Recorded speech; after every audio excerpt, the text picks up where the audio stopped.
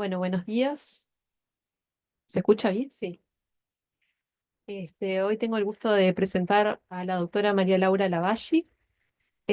María Laura es licenciada en bioquímica por la Facultad de Ciencias, doctora en química por la Facultad de Química, tiene una especialización en educación por la Universidad Católica, es profesora agregada y responsable del Laboratorio de Química Biológica Ambiental del PDU, Estudios Interdisciplinarios de Sistemas Territoriales Complejos de la región noreste de la sede de Rivera del Centro Universitario Regional Norte de Budelar, investigadora grado 3 de Pedagogía Química y Biología.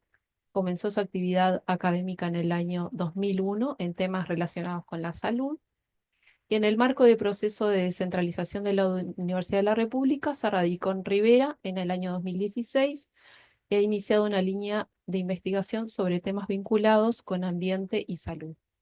Además, María Laura es una gran amiga, así que para mí es un placer presentarla hoy y tenerla acá con nosotros para que nos cuente un poco de su tema de investigación. Bueno, muchas gracias, Paola, y bueno, muchas gracias a ustedes por estar presentes. Entonces, bueno, como decía Paola, yo formo parte de ese proceso de descentralización de la universidad. Les voy a mostrar un poco en qué contexto estamos, porque no todos conocen cómo fue ese proceso.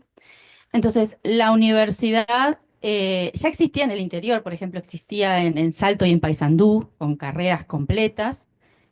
Y comenzó de a poco un proceso de generar casas de la universidad o centros universitarios en el litoral norte, en el este también y más tarde en el noreste. Ahora está comenzando su proceso de descentralización también en la región suroeste, Colonia y Soriano. Pero bueno, yo formo parte de lo que se llama el Centro Universitario Regional Noreste, que está conformado por los departamentos de Rivera, de Tacuarembó, de Cerro Largo, y a su vez hay un grupo que está en una estación experimental de la Facultad de Agronomía. Em, este centro universitario regional engloba los tres departamentos y funciona de manera conjunta. O sea, no hay una sede principal ni secundaria, sino que las tres sedes funcionan en conjunto. Tiene un consejo regional, eh, tiene una directora regional y a su vez hay directores por sede y consejos directivos por sede. Em, Físicamente,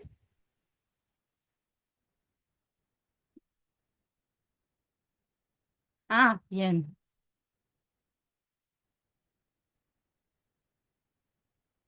Ahí. Físicamente comenzamos a trabajar en una casa de familia, básicamente, es donde estamos ahora todavía los que tenemos los laboratorios. Esa casa de familia se fue adaptando a un centro universitario. Hay mil anécdotas de lo que implica empezar a armar un centro universitario de la nada. Las dejo para otro día.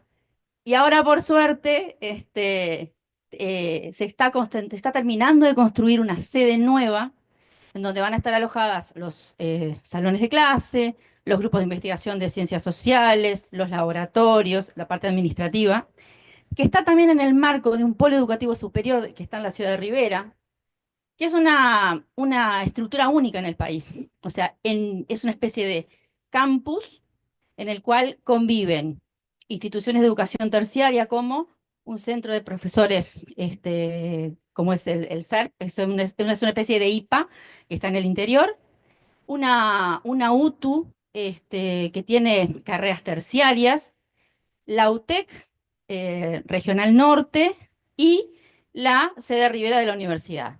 Em, este campus se gestiona también de manera integral, o sea, las cuatro instituciones tratan de trabajar de manera conjunta, sobre todo para sumar esfuerzos, y hay actividades que, por ejemplo, se pueden realizar en un edificio o en el otro, indistintamente según lo que se necesite. A su vez hay carreras binacionales, porque estamos en una zona de frontera. Rivera está conurbada con una ciudad que se llama Santana do Livramento. Somos ciudadanos fronterizos, entonces tenemos derecho a, por ejemplo, interaccionar con Brasil de una forma diferente a la que, por ejemplo, alguien de Montevideo lo hace. Y en ese sentido, exacto, existiendo ese ecosistema de instituciones universitarias, existen tres instituciones principales del lado brasilero, que es el Instituto Federal Sul-Riograndense, que es como una especie de UTU, ¿no? O sea, es un instituto de estudios terciarios, pero más bien técnicos. La Universidad Estadual de Río Grande do Sul.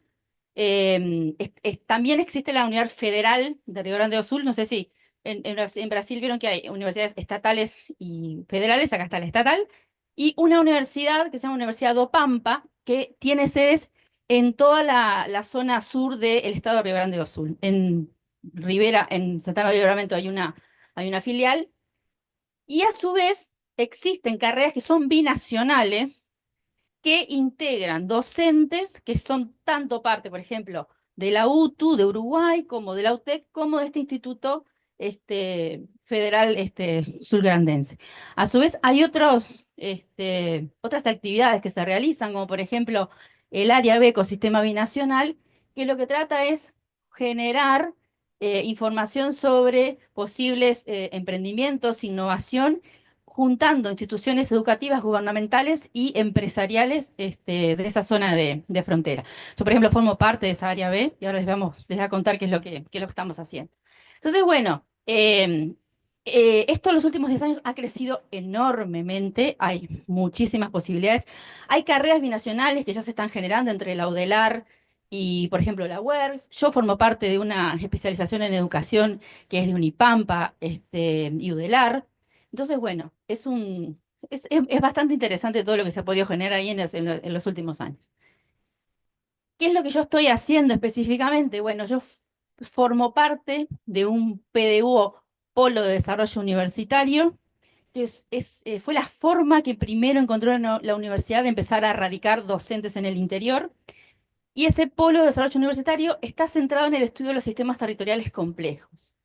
¿Qué vendría a ser un sistema territorial complejo? Es un enfoque que implica mirar un territorio como un entramado de distintas relaciones entre factores biofísicos, sociales, culturales, económicos, políticos, en un determinado momento, y que implica que los problemas que tenga un territorio se tienen que abordar de manera integral, ¿sí? O sea, busca generar enfoques que permitan dar soluciones a los territorios mirando el contexto en el que se encuentra actualmente. Mi PDU se centró en los problemas de la región noreste y bueno, y yo por estar en Rivera me centré principalmente en los problemas de Rivera. Hemos tenido alguna interacción con otros departamentos, pero yo me centré principalmente en Rivera. Entonces, para eso se montó el laboratorio de química biológica ambiental, que también está integrado por otra docente, Isabel Bols, y se generaron distintas líneas estratégicas de trabajo.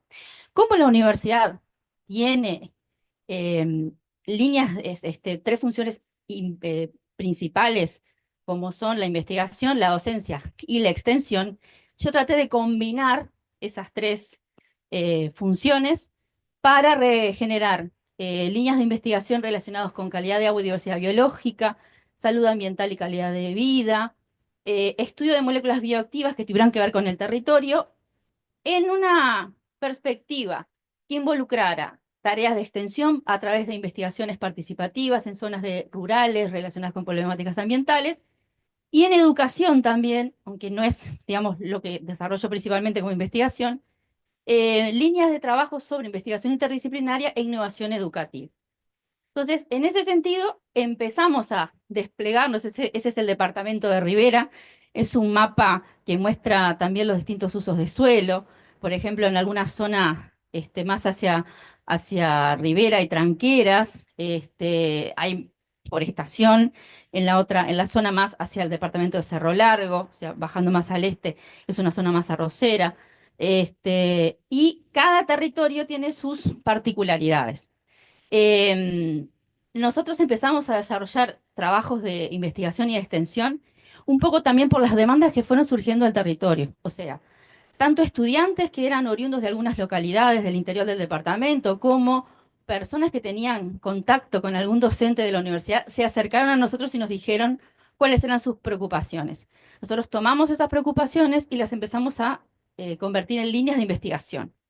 Entonces, en ese sentido, En ese sentido, estuvimos trabajando en la ciudad de Tranqueras, temas de calidad de agua, en la ciudad de Rivera, en la localidad de Villa Indart, y también otros temas, perdón, la ciudad de Vichadero también, otros temas relacionados con la gestión participativa de residuos y también temas relacionados con la salud y calidad ambiental.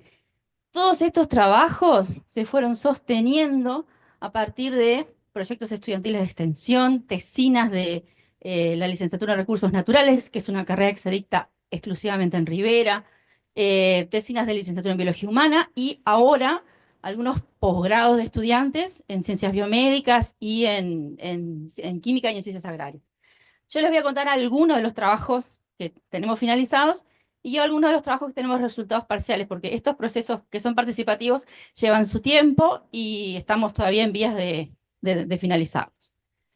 Entonces les voy a contar uno de los primeros trabajos que hicimos, que fue un trabajo sobre calidad de agua en el río Tacuarembó, en la ciudad de Tranqueras, mediante una estrategia de investigación participativa. Este fue un trabajo que realizamos con Patricia Iribarne y una estudiante, Iriana Villagrán.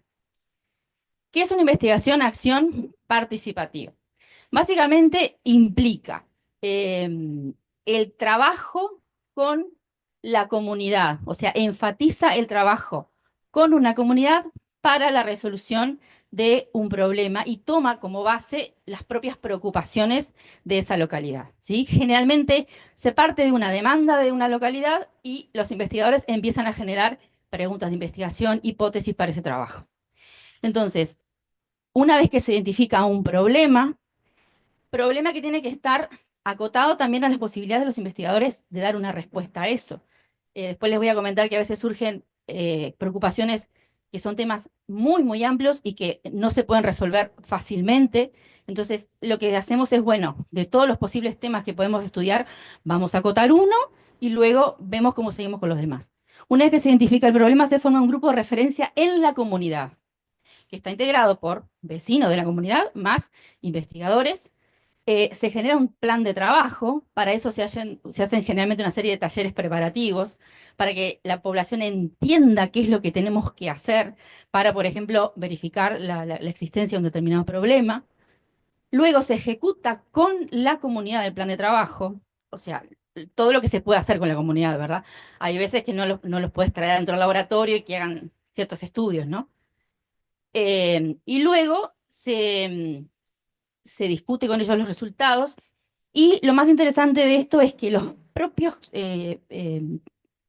personas que participaron de ese grupo de referencia son los que divulgan los resultados en su comunidad. O sea, tiene como un valor extra. No es que viene la universidad y cuenta qué es lo que se hizo, sino que ellos explican por el proceso que pasaron. Eh, a partir de un proyecto del espacio interdisciplinario estudiantil, nos pusimos objetivos de trabajo, como generar un diagnóstico, para el otro lado, un diagnóstico participativo en la calidad de los cuerpos de agua superficiales de la localidad de Tranqueras, analizar cuál era la percepción de la comunidad sobre las problemáticas ambientales del agua en la localidad, determinar algunos parámetros físico-químicos de calidad de agua. Como nosotros nos estábamos instalando en el año 2016, empezamos muy de a poco a sumar técnicas analíticas para poder determinar parámetros de calidad de agua y luego realizar obviamente una instancia de divulgación de los resultados. Entonces, acá lo crucial es la formación del grupo de referencia. Si un grupo de referencia no es un trabajo participativo.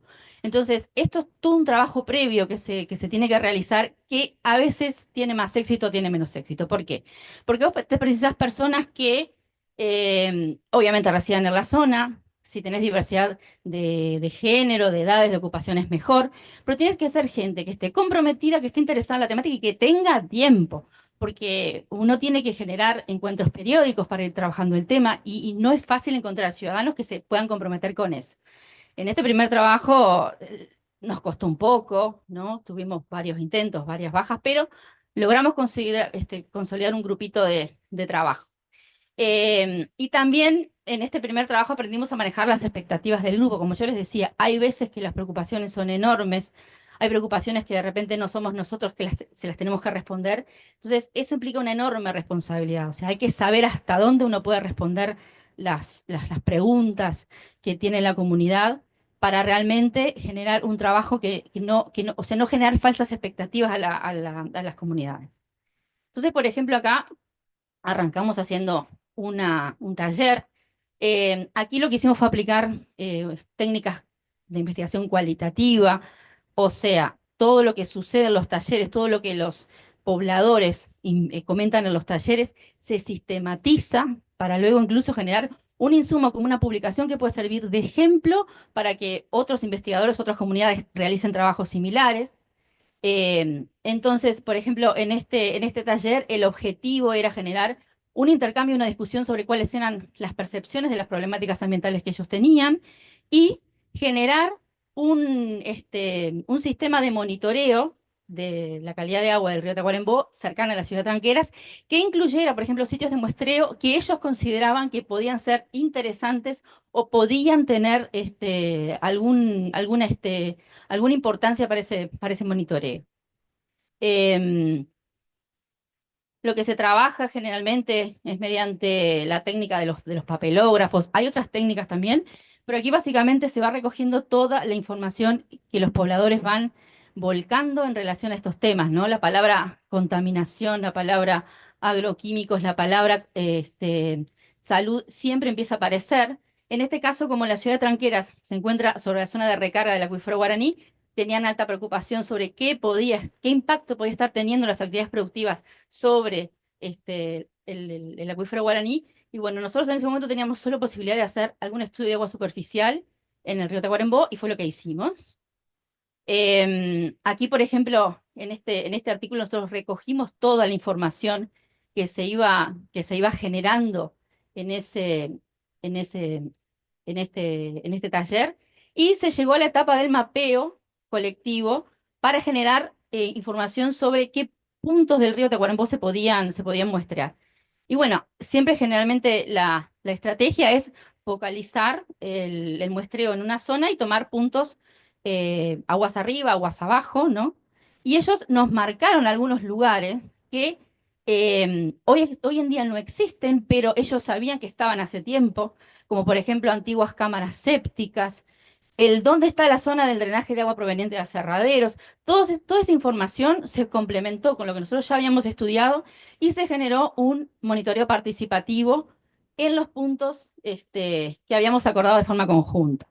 El muestreo, no todos, sí, se hizo con ellos, o sea, los llevamos, les explicamos qué parámetros se tomaban in situ, qué parámetros no se podían tomar in situ y había que llevarlos al laboratorio. Alguno de ellos fue al laboratorio y hizo algún estudio con nosotros. Y los resultados se terminaron analizando en un taller y se determinó que la modalidad, digamos, el lugar donde querían socializar los resultados era en centros educativos. La comunidad dijo, bueno, los jóvenes son los que pueden llegar a cambiar esta realidad, vamos a enseñarles desde el vamos qué es lo que está pasando en nuestra comunidad. Y bueno, ahí se terminó haciendo una instancia de divulgación de los resultados en justamente el liceo de la ciudad de Tranqueras, en donde uno de los participantes, que aparte era docente de ese liceo, expuso en una de sus clases junto con nosotros los resultados del proyecto. Un estudio similar se hizo en la localidad de Bichadero. La localidad de Bichadero está hacia el este del departamento. Esto formó parte de la tesis de graduación de licenciatura en recursos naturales de Analía Mosqueira, y se hizo un trabajo similar. Los objetivos básicamente fueron los mismos, ¿no? Evaluar las percepciones y realizar un diagnóstico participativo de las problemáticas ambientales de los cuerpos de agua de Bichadero. No habían antecedentes del estado de los cuerpos de agua de esta región. Sí habían datos, por ejemplo, del río Tacuarembó, pero no habían datos de los cuerpos de agua de esta zona. También es un aporte para ver qué está pasando con los cuerpos de agua relacionados con la cuenca alta del Río Negro. Entonces, bueno, también generamos un proceso participativo en la cual también convocamos a autoridades de la zona, los representantes de los organismos gubernamentales. Se hizo toda una etapa primero de convocatoria para generar un grupo de referencia, y luego se empezó con un taller preparativo para mapear cuáles eran los posibles problemas, elegir los cuerpos de agua que íbamos a estudiar y los puntos a estudiar. Luego se hicieron los 2 muestreos de agua en este caso, los análisis, por supuesto, se discutió con la comunidad qué era lo que habíamos obtenido, y luego se hizo una instancia de divulgación. Acá sí logramos establecer un grupo de referencia consolidado, nos llevó tiempo, pero lo logramos, encontramos eh, no una diversidad etaria bastante interesante, entre 20 y 70 años, personas con profesiones bastante distintas y con mayor o con menor conocimiento previo de la temática.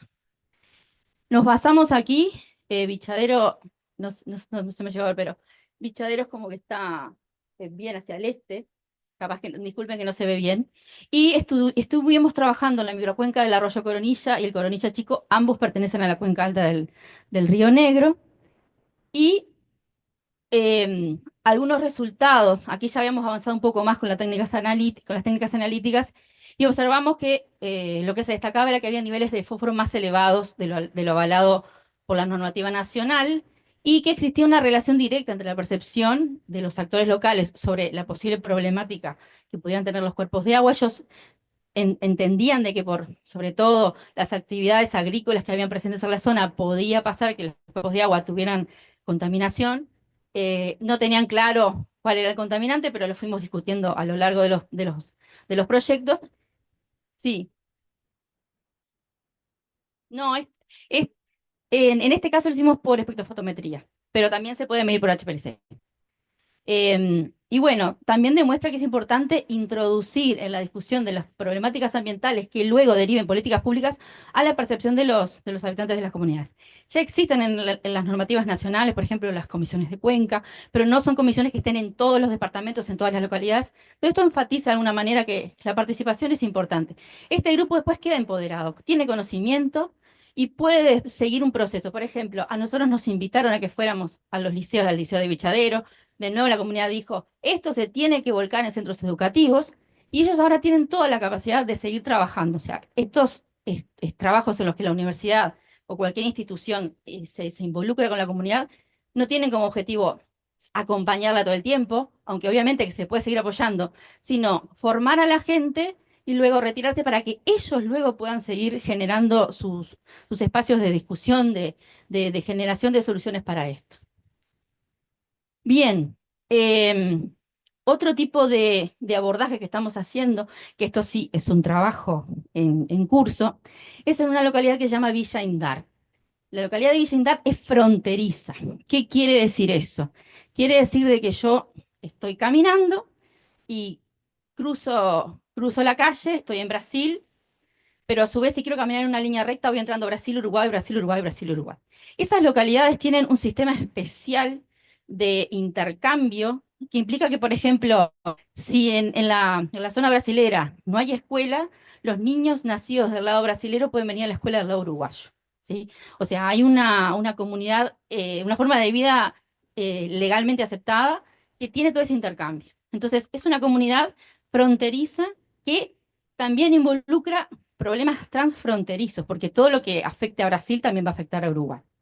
Entonces, ¿ahí qué pasaba? Es una localidad muy al interior, para que tengan idea, para llegar a esa localidad hay que salir de Rivera, hacer 60 kilómetros por una ruta nacional y después 20 kilómetros hacia el norte por caminos de tierra, ¿sí? Entonces no hay transporte directo hacia esa comunidad, no hay forma de llegar que no sea con vehículo propio.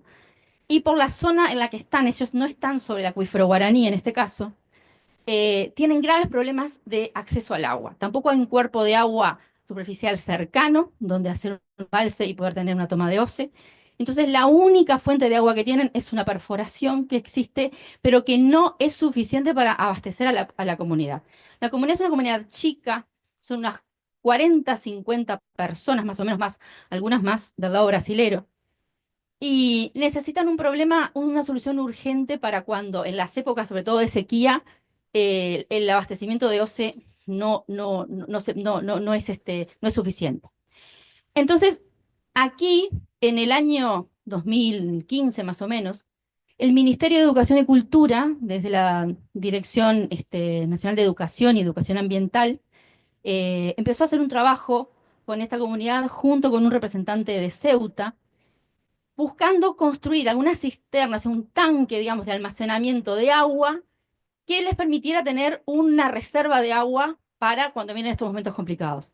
Y empezaron a pensar cómo generar esa reserva y concluyeron de que una posible opción era hacer acopio de agua de lluvia. Entonces empezaron un trabajo con la escuela situada en el lugar, generaron un diseño preliminar de un sistema de captación de agua de lluvia y nos llamaron a nosotros para ver si no podíamos hacer el estudio de la calidad de esa agua de lluvia almacenada. Entonces, esto es un trabajo que tiene que tomar en cuenta el territorio, o sea, no le podemos poner un sistema de captación de agua de lluvia con una tecnología que después requiera, por ejemplo, mantenimiento o que vayan técnicos. Esta población necesita una solución a su medida y a su vez entender qué sistema tiene para poder después hacerse cargo. Entonces, esto empezó como un proceso participativo en el cual les empezamos a explicar esta cuestión, no sé, el agua de lluvia no es agua potable. Esto es una imagen muy genérica, pero los aerosoles que se van generando por la propia contaminación, que aparte de la contaminación va a depender también del territorio en el que estemos.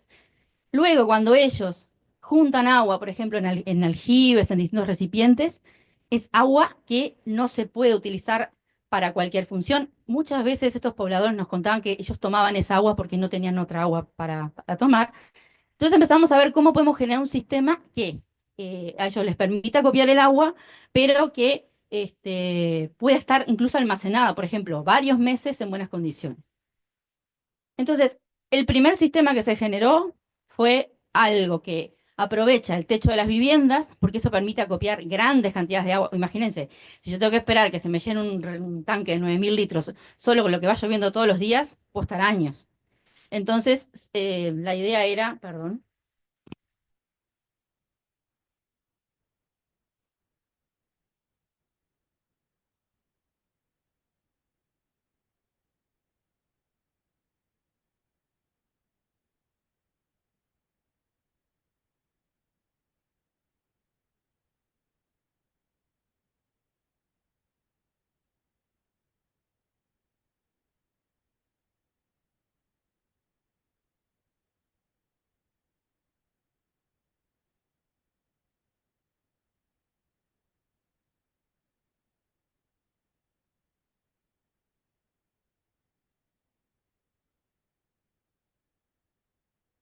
Hola, hola, hola. ¿Ahí? ¿Era eso? Perdón. Ahí va. Em, Esto es un sistema como que parece como extremadamente simple. Ceuta, sobre todo, empezó a trabajar en este tema, se comunicó con una comunidad en México que tiene el mismo sistema, con una comunidad en Rocha que también tiene un sistema similar. Y bueno, a nosotros nos llamaron para poder empezar a evaluar, sobre todo, qué diferencia había entre la calidad de agua de ese prefiltro y después del tanque de almacenamiento. Entonces, básicamente lo que acá se planteó fue primero hacer una evaluación del impacto ambiental a nivel nacional e internacional, o sea, por ser zona fronteriza, para ver qué otros parámetros de calidad de agua hay que evaluar. Por ejemplo, la primera palabra que surgió fue agroquímicos, en el caso de ellos nos explicaron. Acá nos pasan las avionetas, estamos preocupados, ¿qué más hay que evaluar, no? Nosotros nos planteamos, obviamente, si estás sacando agua del techo, hay que evaluar metales pesados que puedan provenir del techo, una evaluación de la calidad microbiológica, ni que hablar, pero también estamos viendo qué otros parámetros serían necesarios evaluar. Y también establecer una gobernanza del uso de esa agua para la comunidad. ¿Por qué? Aquí hay firmado un convenio entre el MEC y la Intendencia Departamental de Rivera, que la Intendencia cede los materiales para la construcción de los tanques, pero por ahora no se puede construir uno por familia. Entonces la idea es seleccionar algunas viviendas para que tengan esos tanques y generar una gobernanza en la localidad sobre cómo utilizarlos.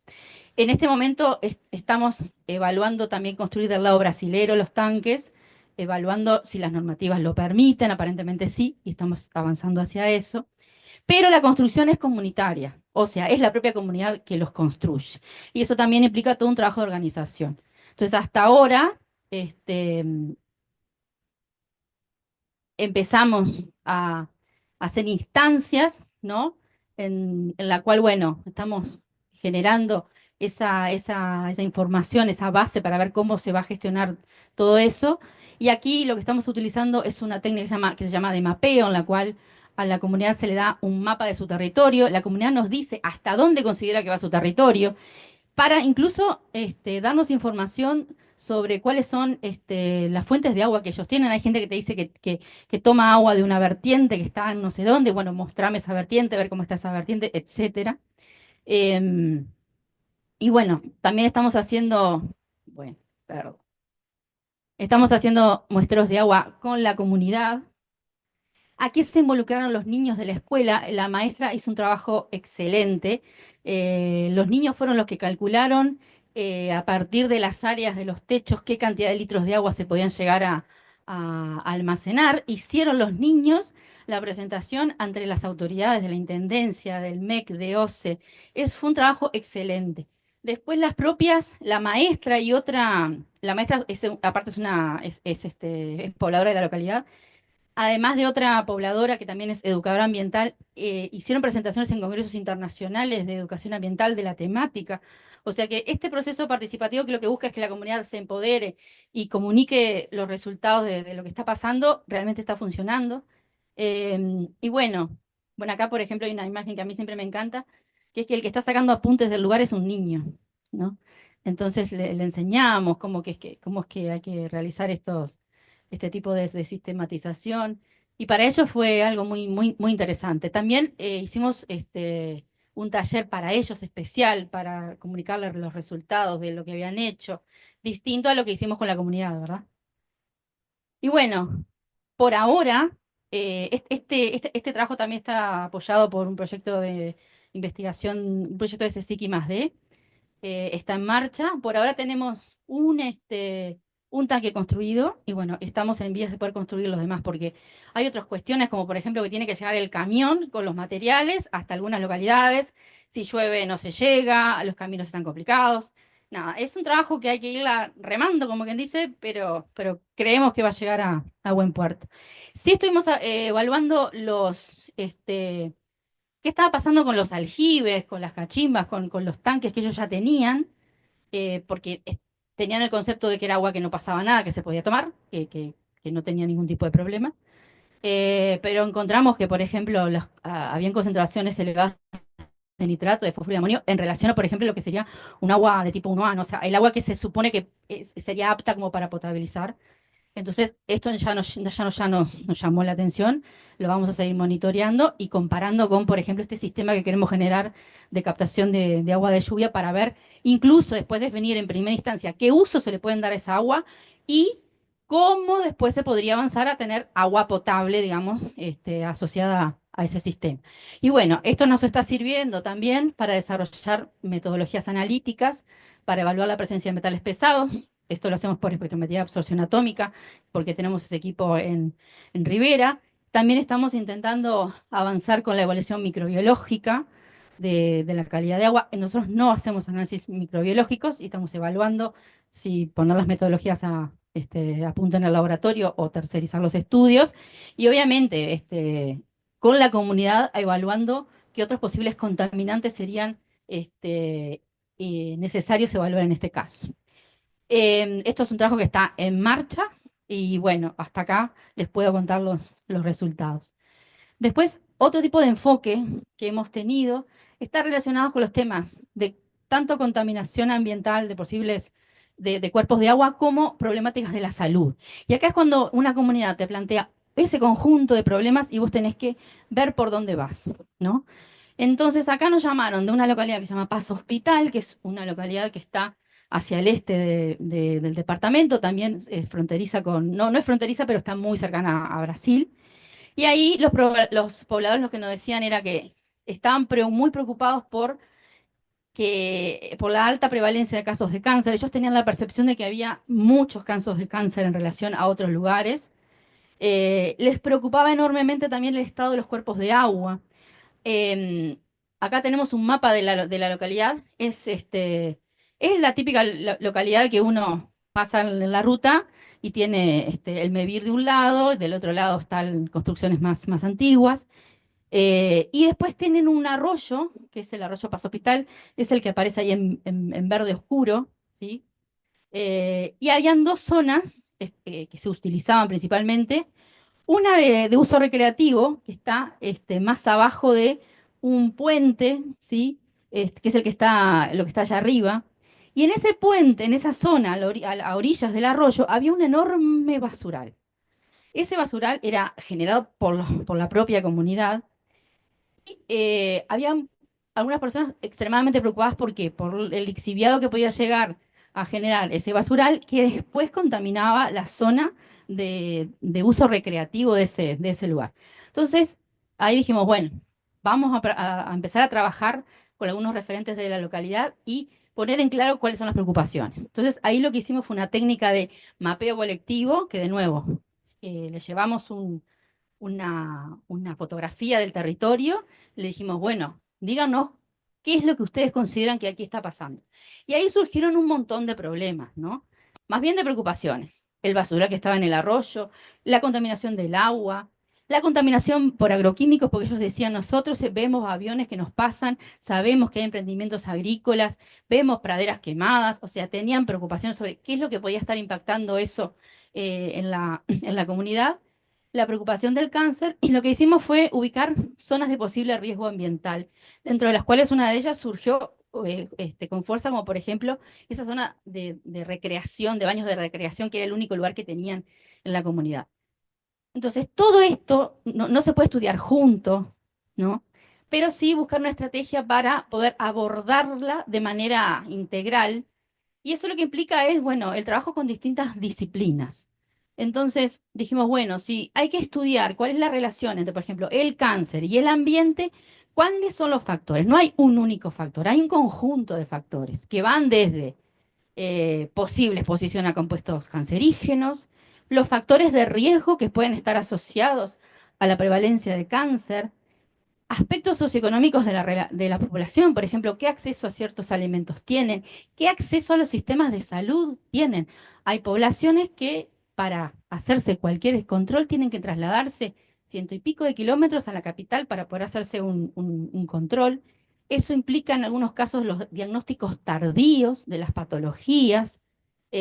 También creencias y costumbres en relación al cuidado del ambiente, o sea, em, una cosa que es muy común es el uso, por ejemplo, de agroquímicos para cuestiones domésticas, desconociendo que ese mismo agroquímico es el que le temen que los pueda estar afectando por actividades agrícolas. Entonces, este tema no se puede abordar desde una sola perspectiva, hay que buscar por dónde. Y también nosotros ser sinceros si le podemos dar una solución en este momento o hay que conformar un equipo mucho más grande para evaluar el tema.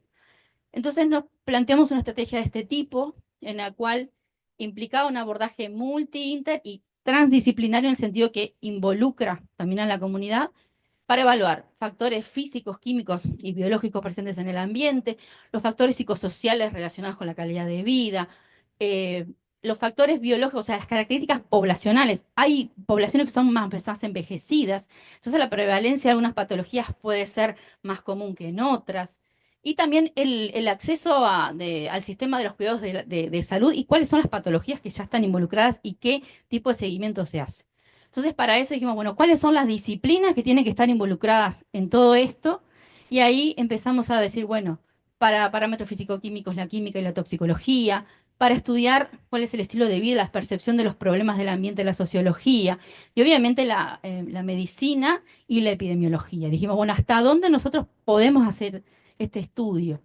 En esa localidad específicamente, lo primero que nos dimos cuenta es que no habían datos locales, no había absolutamente ninguna información. Empezamos a consultar el porqué y básicamente uno de los problemas que hay es que la gente no se trata en esa localidad. Se trata en las capitales y a veces los datos del domicilio no quedan exactamente definidos. Entonces, muchas veces, por ejemplo, en algunos atlas de prevalencia de patologías, aparece algo como zona rural que no define exactamente qué es lo que pasa en cada lugar. Y ahí, trabajando con una socióloga, Mayra González, definimos que lo que había que hacer era un censo a la localidad. O sea, no habían datos de la localidad, no íbamos a conseguir saber lo que estaba pasando si no hacíamos un censo. Entonces ahí aplicamos se armó una encuesta como a modo de cuestionario. Se fue casa por casa, se empezó a averiguar temas relacionados con la percepción de los problemas ambientales, por la preocupación del basurero, la existencia de enfermedades previas, el acceso a la salud, la calidad de vida. em, y también acompañamos esto con algunos estudios de calidad de agua de la zona. Este trabajo está en curso también, porque también nos cayó la pandemia en el medio, nos desarticuló varias cosas. Y bueno, empezamos como de nuevo hace un par de años. Entonces, este trabajo por ahora dio lugar a este artículo, en el cual estuvimos analizando en esa localidad cuál era la vinculación entre las creencias y los comportamientos ambientales, porque era algo que a la comunidad le preocupaba mucho. O sea, cómo si el discurso de algunas personas es qué horrible la contaminación ambiental, tenemos un basurero que nos puede estar contaminando el arroyo, ¿no? Esto lo trabajó sobre todo la socióloga Mayra González, constituye un insumo para visualizar las costumbres y creencias en relación al ambiente. Y bueno, encontramos algunas cuestiones como cuál era la creencia sobre la contaminación en la zona. La mayoría creía que era un gran problema. En relación a los factores que promovían la formación del basural, habían distintas opiniones, los mismos sobre las fuentes de contaminación. En relación al comportamiento, la mayoría no utilizaba el cuerpo de agua recreativo, o sea, no lo utilizaba. Em, no consumía, por ejemplo, o sea, existía algunas personas que hacían pesca artesanal, pero la mayoría no consumía justamente por ciertos temores. Le preguntamos cuál era el sistema de desecho de basura, cuál era la frecuencia con la que depositaba los residuos en el basural. Y luego hicimos una correlación estadística entre los datos socioeconómicos, o sea, edad, sexo y nivel educativo, por ejemplo, en relación a las preocupaciones que habían surgido. Y lo que encontramos fue una correlación entre el nivel educativo y la creencia de que el agua era un problema a nivel ambiental en la zona, y el consumo de pescado. Eso lo preguntamos a propósito para ver qué información tenía la gente sobre si la contaminación del agua podía o no, por ejemplo, afectar a los organismos que ahí se encontraban. Y la correlación era directa, o sea, mayor nivel educativo, mayor conciencia de lo que podía pasar. Demostrado estadísticamente. Y bueno, lo publicamos para generar un insumo que realmente demostrara lo importante de la educación y la educación ambiental en las currículas de hoy en día. Bien, otro trabajo que hicimos, casi en el mismo sentido, fue realizado a partir de un proyecto de inclusión social de CSIC. En este caso, quisimos hacerlo al norte del Río Negro, en departamentos de Paysandú, Salto y Rivera. Teníamos todo preparado, cayó la pandemia y las poblaciones con las que íbamos a trabajar se desarmaron. También temas presupuestales, ¿verdad? O sea, no eran lo mismo los fondos que teníamos previos a pospandemia. En Rivera, aparte, nosotros tuvimos que cerrar casi 2 años, porque se acuerdan, Rivera estaba rojo el mapa al principio. Nosotros el 16 de marzo nos fuimos del laboratorio y volvimos más o menos en octubre del 2021. Y bueno, generó un impacto fuerte en esto, que fue una pena porque nosotros queríamos extender el trabajo a otras poblaciones. Entonces, ¿en qué nos basamos para esto? Quisimos estudiar a las mujeres rurales y qué impacto podía tener en su salud los productos, sobre todo de uso agronómico, que podía haber por la zona. Entonces, ¿qué antecedentes hay sobre estudios de salud a trabajadores rurales? Hay una ley, pero esa ley solo vincula al trabajador. O sea, todo empleador está obligado a generar una prestación de salud a sus trabajadores. Se tiene que hacer una vigilancia de la salud de los trabajadores expuestos a agroquímicos, pero no es obligatorio, por ejemplo, para pobladores que estén alrededor. ¿Y qué pasa con la mujer? Si la mujer trabaja directamente en contacto con agroquímicos, es una trabajadora, pero hay veces que está en la zona de influencia, pero no está, no está empleada en un establecimiento agrícola ni nada, pero puede igual estar expuesta, ¿sí? Muchas veces se dice que la mujer rural es una trabajadora silenciosa, que está igualmente expuesta, pero no tiene los controles. Por ejemplo, empezamos a mirar también que en las zonas rurales, como yo les comentaba, si uno mira los atlas de prevalencia de cáncer del Uruguay, la zona rural aparece como zona rural, pero no discrimina por localidades. Y hay localidades que pueden estar más o menos expuestas a los agroquímicos. Entonces dijimos, bueno, sumado a que en algunos lugares hay mucho menor acceso a servicios de salud, vamos nosotros a ver qué podemos hacer, qué podemos estudiar en estas localidades. Entonces, terminamos haciendo un trabajo solo en el departamento de Salto. Em, este trabajo implicó el combinar técnicas cualitativas y cuantitativas de investigación social. O sea, las cualitativas son aquellas que pueden ser en entrevistas, por ejemplo, grupos focales, etcétera, que lo que hacen es generar una información como variables incluidas dentro de las, este, las preocupaciones de los pobladores, pero no permite hacer una correlación estadística, por ejemplo, entre ellas. La cuantitativa sí, básicamente aplicas una encuesta y puedes hacer correlaciones estadísticas. La diferencia entre una técnica y la otra es que para técnicas cuantitativas precisas un número de personas superior a 40, ¿sí? Entonces, según la población en la que estás, uno ve qué tipo de técnica aplica. Esto aprendido de los sociólogos, ¿no? Bien, entonces, un poco para conocer las condiciones socioeconómicas de la población y de patologías, aplicamos encuestas, entrevistas, y dijimos, bueno, vamos a hacer análisis de algunos residuos de productos fitosanitarios y algunos parámetros clínicos y algún estudio de genotoxicidad. Estos resultados los vamos a presentar en breve en un congreso, esperamos, y yo les voy a dar algunos resultados parciales, que es lo que el grupo de investigación me permitió presentar. Lo que hicimos específicamente tomando ese abordaje multidisciplinario de estas problemáticas es realizar las encuestas, determinar algunas hormonas y la presencia de micronucleos en linfocitos humanos y elegimos, porque estaba dentro de nuestras posibilidades, tercerizando los estudios también, determinar la presencia de glifosato y su metabolito y la presencia de arsénico en los pozos de agua de esas localidades. Trabajamos en este territorio y buscando una zona que pudiera estar más expuesta y menos expuesta, ¿no? O sea, si uno quiere demostrar que hay zonas que pueden tener mayor exposición o mayor riesgo a la salud, siempre se debería contrastar con un control. Pero, ¿cómo se define un control? O sea, acá no existe un control negativo. ¿Por qué? Porque una persona que, por ejemplo, utilice un insecticida para controlar los mosquitos de su casa, también está expuesto a algo que tiene acción fitosanitaria.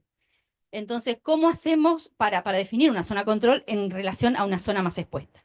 Y ahí definimos que el criterio era elegir una zona más expuesta, como es, por ejemplo, el cinturón hortifrutícola del departamento de Salto, y una zona menos expuesta, ¿sí? Que sería la zona que se dedica principalmente a la ganadería, que es una zona que tradicionalmente utiliza menos productos fitosanitarios.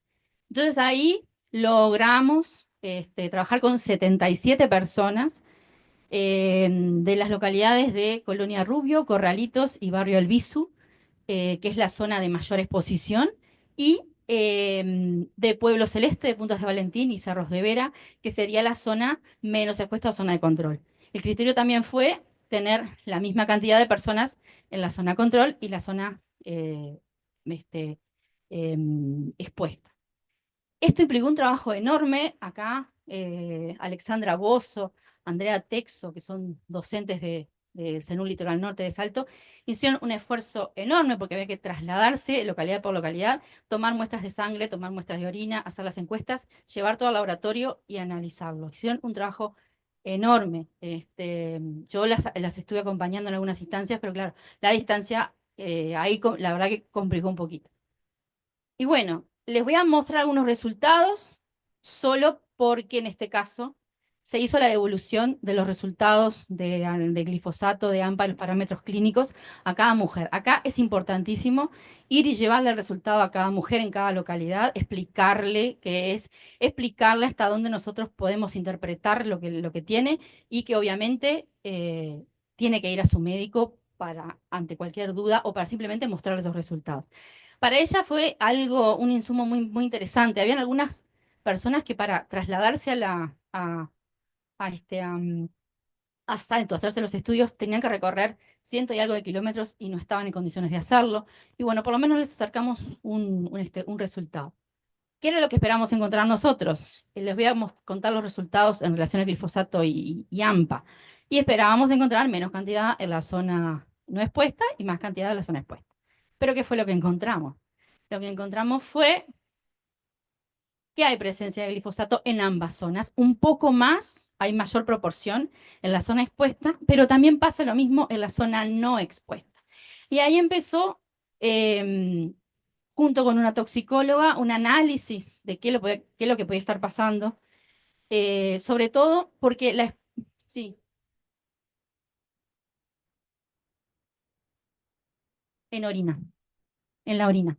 Sí, no lo hicimos nosotros, lo derivamos al polo de tecnológico de Pando, al laboratorio de análisis, ay, no me acuerdo, de sustancias orgánicas, creo.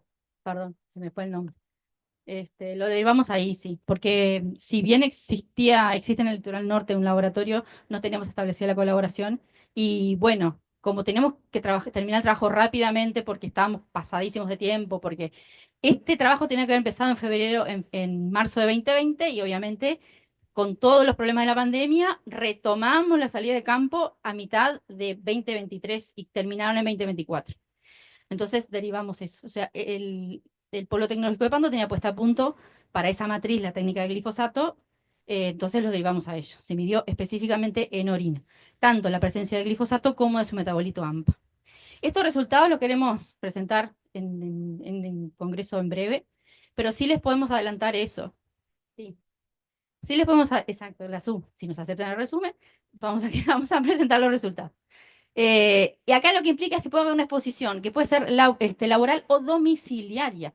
Lo que yo les comentaba hace un rato, ¿no? Hay gente que utiliza productos fitosanitarios para cuestiones domésticas, estéticas, y no sabe lo que tiene.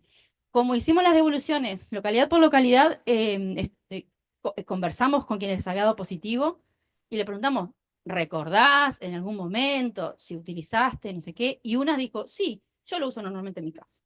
Entonces, bueno, esto abre también un paraguas de, bueno, se necesita tal vez concientizar un poco más a la población sobre cómo manipular esos productos químicos, para que después, bueno, se pueda sobre todo, en el caso de las personas que lo utilizan con mucha frecuencia, se pueda generar.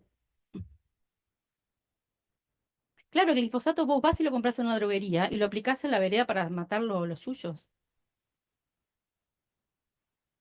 Normalmente. Yo lo vi en mi familia. O sea, llegué a mi casa, era casa, bueno, casa de mis padres, abro, no sé, glifosato, digo, ¿me pueden explicar qué hace esto acá? Y me dijeron, sí, sí, porque me dijeron claro, para matar el pasto. ¿Y cómo lo aplicas? No, bueno, abro y pongo, y digo, pero no, ahí expliqué toda esa cuestión. Entonces, bueno, es un tema que no pensábamos que lo íbamos a abordar con este estudio, pero aparentemente es algo que puede ser tal vez importante nada, de plantear en esas poblaciones, a las autoridades locales, este, como otro insumo más para estudiar. Bien, después otro estudio que estamos realizando, porque yo vengo del área de la química medicinal, y hay docentes radicados en Rivera, especialistas en artrópodos. Es algo relacionado con el descubrimiento de nuevos fármacos que puedan tener un origen natural, ¿sí? Y en ese sentido estamos empezando un trabajo que también queremos presentar en la SUB sobre el estudio de la capacidad antioxidante y antimicrobiana de secreciones defensivas de artrópodos. Especialmente estamos centrados en el estudio de opiliones y escorpiones de esa región del Uruguay. Es un trabajo que estamos realizando con Luis Fernando García. Hay estudiantes de grado y de posgrado involucrados. En otra ocasión les contaré esto más extensivamente. Y después, para finalizar, tres ejemplitos de trabajos de investigación en educación que estamos realizando. Una cosa que nos interesa es la experiencia de los estudiantes en trabajos interdisciplinarios, eh, el desarrollo de las llamadas habilidades del siglo XXI, lo que tiene que ver con el trabajo colaborativo, la capacidad crítica, la comunicación, y aplicando técnicas que podemos llamarle innovativas en educación. Entonces, a partir de un proyecto de la Comisión Sectorial de Enseñanza, empezamos a desarrollar un curso que fue un curso organizado por el espacio interdisciplinario. Los llamamos minicursos 3i, no sé si los conocen. Son cursos que básicamente tienen una metodología de trabajo de aprendizaje basada en problemas, o sea, utiliza un problema como punto de partida, un problema que no tiene por qué tener una solución única o concreta, y el docente en este caso es una especie de facilitador o guía. Obviamente que son cursos que implican desarrollo de competencias específicas. En este caso, nosotros como trabajamos en temas ambientales, les propusimos a los estudiantes generar un proyecto de evaluación de la calidad de agua relacionado con el acuífero guaraní, y les pedimos que hicieran una propuesta de proyecto para desarrollarlo en la región, que hicieran algunos estudios y que presentaran los resultados. Y esto implicó el aprendizaje de competencias relacionadas con las ciencias naturales exactas y las ciencias sociales, como aprender a utilizar un pHímetro, aprender a hacer un muestreo, un análisis químico, pero a su vez aprender a hacer mapeos geográficos, cómo organizar una encuesta, una entrevista, cómo sistematizar toda la información. Fue un curso que se realizó durante 15 días, se realizó en Rivera. Fue el primer minicurso 3i del espacio interdisciplinario que se realizó en el interior. Los estudiantes trabajaron en la localidad de Paso Hospital. Como ya teníamos ese vínculo con Paso Hospital, se fueron a la localidad de Paso Hospital y, bueno, adquirieron competencias sobre, como yo les comentaba, ciencias sociales. Trabajaron con los actores locales, generaron un diagnóstico y una propuesta también de mitigación de los posibles problemas ambientales. También esto, el espacio interdisciplinario hizo un estudio de cuál había sido, bueno, el impacto de este curso en el desarrollo de esas habilidades del siglo XXI. Y bueno, esto implica el número de respuestas en un cuestionario que se les hizo y una valoración positiva o negativa. Y bueno, valoran muchísimo el trabajo en equipo, el trabajo en diversidad, en comunidad, que fue un autoconocimiento para ellos, porque ellos estaban trabajando en grupos con estudiantes de distintas carreras, de distintas disciplinas. Había gente del área de la química, del área de la medicina, del área de la arquitectura, de los recursos naturales, era muy diverso, pero también era un desafío y le generó mucho estrés en algunos momentos, cosa de que para mí, que vengo de un trabajo interdisciplinario, puede ser normal. Otro, otra aproximación que estamos realizando son cursos donde incorporan una técnica llamada proyectos. Eso parte de un problema concreto en un contexto real y que sea relevante para el estudiante, que culmina en la presentación de un producto, un proceso que lo puede realizar tanto en el marco de la universidad como afuera del aula. Entonces, para eso, con la excusa de que los estudiantes generan competencias en el área de la química analítica y la bioquímica, específicamente poder, por ejemplo, realizar una curva de calibración y medir concentración de proteínas, generamos un curso en el cual planteamos que una emprendedora quería generar batidos proteicos con materias primas locales, quería seleccionar cuáles eran las materias primas para poder generar batidos proteicos con determinada concentración de proteínas. Entonces, los estudiantes tuvieron que entrevistarse con la emprendedora, ver qué es lo que necesitaba, hacer un estudio de qué posibles ingredientes podía tener ese batido, generar un plan de trabajo, presentarle a la emprendedora un plan de trabajo, ir al laboratorio, hacer los prototipos, generar los resultados. O sea, todos aprendieron a hacer curvas de calibración, a utilizar el espectrofotómetro, generaron los resultados y luego tuvieron una instancia de seleccionando el mejor prototipo, comunicarlo tanto a la emprendedora como a un seminario que se realizó de presentación de resultados de todo este tipo, ¿no? Esto también está muy relacionado con la innovación, el emprendedurismo, y como en Rivera tenemos esa área B, que es todo un ecosistema relacionado con cuestiones de emprendedurismo, innovación y académicas, en este momento estamos organizando un curso de introducción a las hélices de la innovación, que tal vez se pueda hacer de forma virtual, así que si tienen estudiantes que les pueda interesar, nos dicen. Y por último, y esto también viene con una invitación, estoy participando de un proyecto que está liderado por Mayra González de la Universidad de la República, Héctor Odetti de la Universidad Nacional del Litoral y Tania Guzmán de la Universidad de Bahía, que está tratando de ver cuáles son las prácticas de articulación entre educación media y educación superior en el Brasil, Argentina y Uruguay. Es un estudio comparativo. Nosotros estamos trabajando en el territorio porque no es lo mismo el acceso a la información o a la educación en una capital departamental que en una ciudad del interior del departamento. Entonces, se hizo un estudio cuantitativo y cualitativo, en la cual yo participé del estudio cualitativo, a partir de grupos focales, en los cuales se hace una se trabaja con un grupo reducido de estudiantes de diversas orientaciones, con una consigna, y en esa consigna se va evaluando cuáles son sus preocupaciones, sus expectativas, etcétera. Y en ese estudio, por ejemplo, surgieron diferencias importantes entre estudiantes, por ejemplo, de Rivera y la localidad de Vichadero, que es una localidad mucho más alejada de la capital, cosa que es un tema muy interesante para poder discutir con las autoridades de la educación sobre, bueno, cuánto estamos llegando a las localidades del interior y qué se podría implementar para que fluya mejor la información o tomar en cuenta cuáles son las elecciones que están tomando los estudiantes en relación a cuál es su futuro educativo. Y bueno, el 6 de mayo en Rivera vamos a hacer una presentación de estos resultados del proyecto, una mesa de discusión con colectivos que están también trabajando en el tema, como el de Progresa, ANEP y el sistema de orientación vocacional y de algunos docentes también de la UDELAR que están trabajando en estos temas. No sé si va a poder transmitir por Zoom o por YouTube, creemos que sí, pero bueno, si les interesa el tema también los invitamos a participar. Y bueno, para terminar, mi experiencia en el trabajo interdisciplinario, yo siempre la comparo con cómo son los gatos cuando se encuentran con una caja, ¿no? O sea, como que cada persona está dentro de una caja, cómoda, no quiere salir de ahí, cada uno su caja la percibe de una forma diferente, pero el trabajo interdisciplinario implica acercarse, interaccionar. Muchas veces no es fácil porque hay que entenderse con disciplinas que tienen lenguajes totalmente diferentes, formas de trabajo totalmente diferentes. Esto lleva tiempo, pero bueno, con paciencia se va logrando y bueno, nosotros esto justamente lo queremos combinar con cursos y instancias a nivel de pregrado, porque creemos que es algo que después para la formación del profesional que se va a encontrar con estas situaciones puede ser algo que le resulte interesante. Y bueno, les agradezco a todos la atención y la invitación.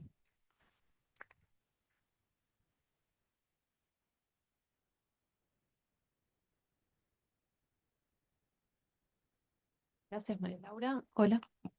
Gracias, María Laura. Súper lindo el trabajo, felicitaciones. Este, es muy buena las cajitas con los gatitos. Veía eso mientras presentaba, pensaba en eso, ¿no? Qué trabajo arduo, ¿no? Que lleva toda la comunicación con las diferentes disciplinas. Pero también me parecía súper gratificante eso, la parte con los niños, ahí esa interacción me parecía muy linda. Yo tengo una pregunta en el tema de recolección de aguas, el tema de el material de techo, ¿no? Porque antiguamente, no sé si ahora sigue, pero antiguamente se hacían los techos de Dolmení, de las viviendas de Mevir, y eso se sabe que tiene un efecto cancerígeno. Este, entonces, eso sí lo tienen en cuenta.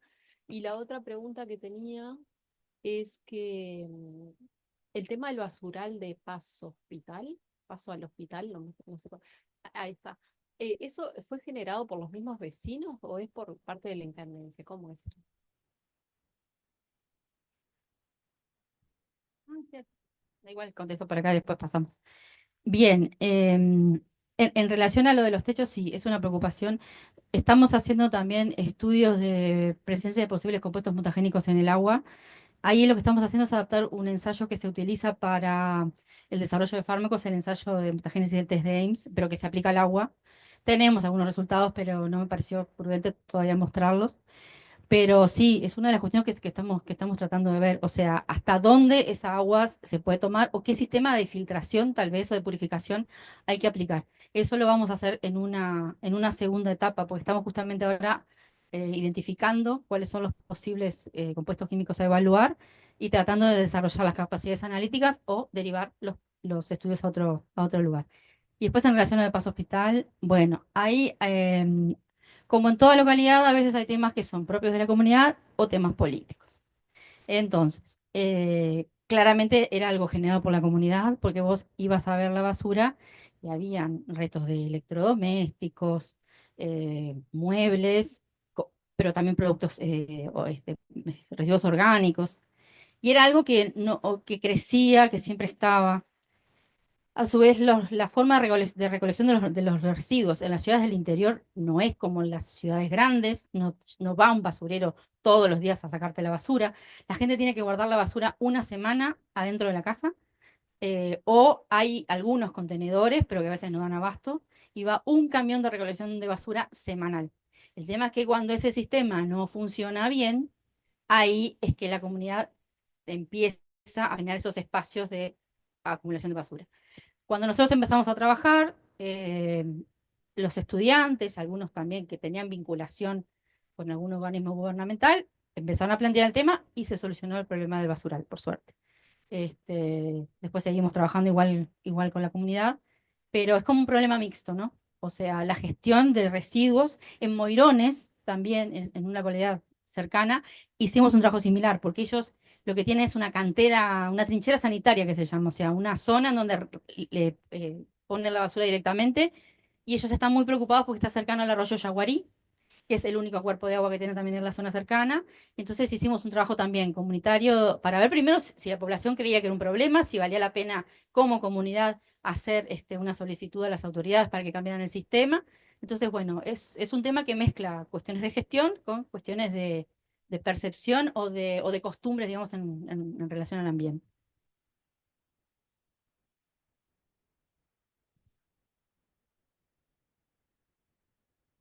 Bueno, muchísimas gracias. La verdad que muy, muy sorprendida de la cantidad de cosas que han hecho en poco tiempo y del trabajo que tienen como la comunidad. Me parece fabuloso. Creo que tenemos que tomar apuntes nosotros de eso que están haciendo y que sé que es un gran trabajo de coordinación, pero bueno, de hecho lo están pudiendo hacer. Así que me parece bárbaro, la verdad, todo lo que están haciendo. Yo estoy muy interesada justamente en el tema del glifosato, porque tenemos una línea de investigación que tiene que ver con eso, que estamos viendo cómo afecta en la neurogénesis de unos peces autóctonos.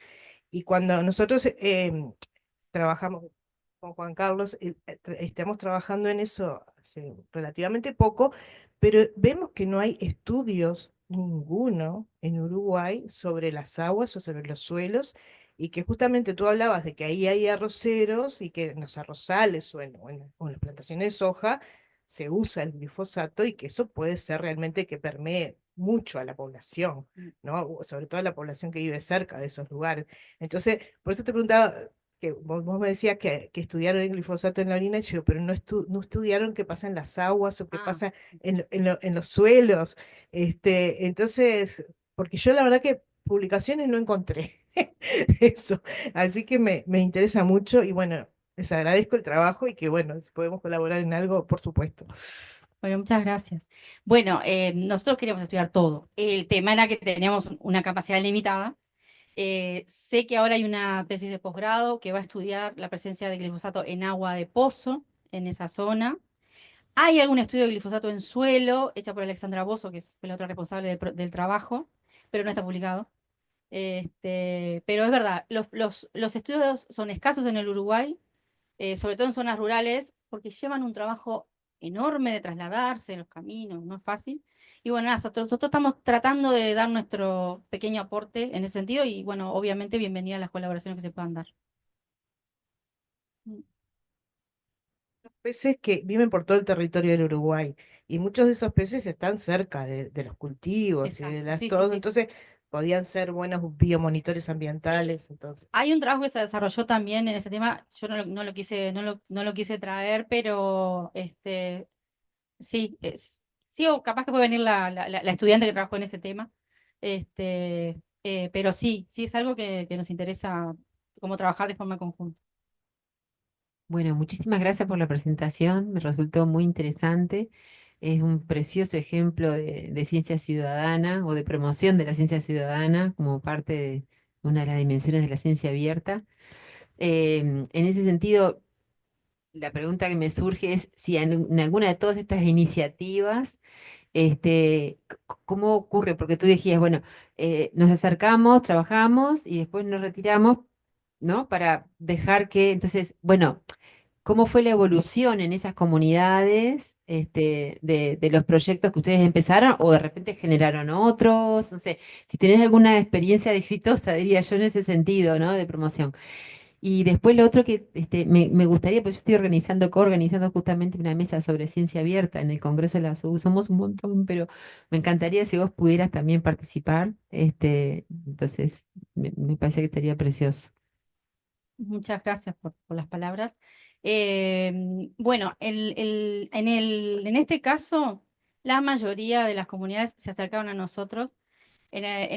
En Tranqueras y Bichadero eran dos estudiantes que tenían, una era oriunda de Bichadero y la otra tenía vinculación, sobre todo con el Valle del Lunarejo, no sé si lo han escuchado, que está muy cercano a Tranqueras. Entonces, ellas convocaron a los vecinos, a sus conocidos, estudiantes una de licenciatura exacta, estudiantes universitarias, una de licenciatura en biología humana y otra de recursos naturales. Entonces, ellas mismas convocaron al grupo, y volcamos los resultados en los liceos. Luego, siempre uno queda a la espera de cómo se sigue. En algunos casos tenés más éxito, menos éxito. Por ejemplo, en el caso de Bichadero, nosotros vamos casi todos los años.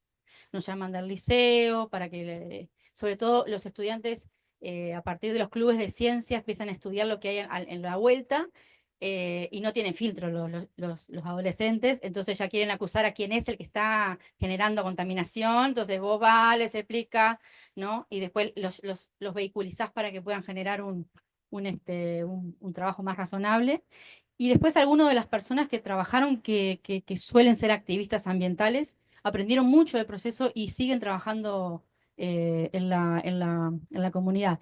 En Villa Indart, lo mismo, hicimos un taller para ver qué otros interesados podían haber en esos tanques y aparecieron 10 familias, que es un número muy grande para una comunidad muy chiquita, y eso está todo totalmente en marcha. Entonces, sumado a que ahora yo tengo estudiantes, yo doy clase para 3 carreras allá, doy química, pero también doy una asignatura que se llama Salud y Ambiente para la licenciatura en Enfermería.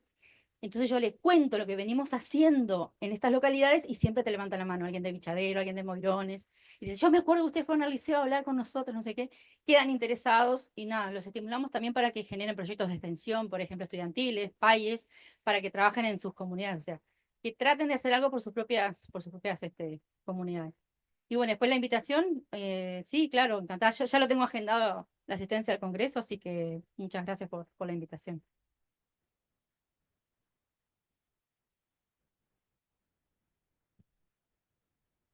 Hola.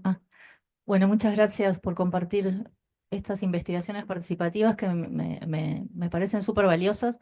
Nosotros en nuestro grupo hemos hecho investigaciones así con la comunidad en el territorio y una de las que es un desafío, hay como momentos en que parece que todo se va a desmadrar, que se empiezan a enfrentar, ¿no? Distintos grupos a veces, pero después el desafío en realidad es cuando terminás y bueno, se realiza la investigación, se llega al resultado es cómo continuar, ¿no? Cómo continúa cómo sigue la comunidad, por ejemplo, como en los casos que se relacionan con la calidad del agua, cómo involucrar a quienes tienen que tomar parte, que es, por ejemplo, la OCE, en todo lo que no es Montevideo, cómo involucrar a las intendencias, cuando aparece la figura a veces del Estado también se empiezan a generar chisporroteos. Y esa para mí es como la parte que no sabemos cómo resolver o cómo seguir adelante para que esa gente no quede ahí, ¿no? La investigación, sino que pueda hacer algo, que no quede en la mala noticia. Tenés esto, tenés lo otro, sino seguir adelante con esa información, con las gestiones frente a la OCE, o lo que sea. ¿Ustedes qué experiencia tienen de eso? Bien, bueno, primero que nosotros cuando ya arrancamos el trabajo, es mi forma de verlo, ¿no? Tal vez haya otras personas que lo hagan diferente. Lo somos muy claros en el sentido de decirles, nosotros no venimos a resolver los problemas de políticas públicas, solo hacerles un aporte a ustedes, para que ustedes tengan más elementos para hacer los reclamos o los planteos que corresponden. Siempre que arrancamos el proceso participativo, invitamos a los organismos relacionados con los temas ambientales. Se invita a un representante de la OCE, se invita a alguien del Ministerio de Ambiente, se invita a alguien de la Intendencia, de la Alcaldía. Generalmente participan en las primeras instancias y luego un poco se retiran. Hay veces que colaboran igualmente, por ejemplo, OCE, en el trabajo que estamos haciendo en Villa Indart y la Intendencia de Rivera, están interesadas, entienden que eso es un problema, están buscando una solución y quieren ver si lo que nosotros estamos haciendo puede ser algo que se pueda aplicar en otras comunidades rurales con problemáticas similares. Pero sí es un tema la continuidad y no le corresponde, claro, a la universidad ir y golpear la puerta de los lugares. Lo que sí podemos hacer es apoyar a las comunidades con datos técnicos que permitan hacer planteos con mayor solidez, o sea, con mayores argumentos. Y es lo que hacemos. Nunca nos separamos totalmente de las comunidades, siempre estamos a disposición, digamos, para poder seguir el trabajo con ellos. Siempre yo lo dejo claro, lo que surja de acá, nosotros podemos, por ejemplo, generar publicaciones científicas que son insumos que los organismos gubernamentales pueden tomar para mejorar sus políticas públicas, pero no somos quienes vamos a gestionarlas directamente. Es la propia población con nuestro apoyo técnico.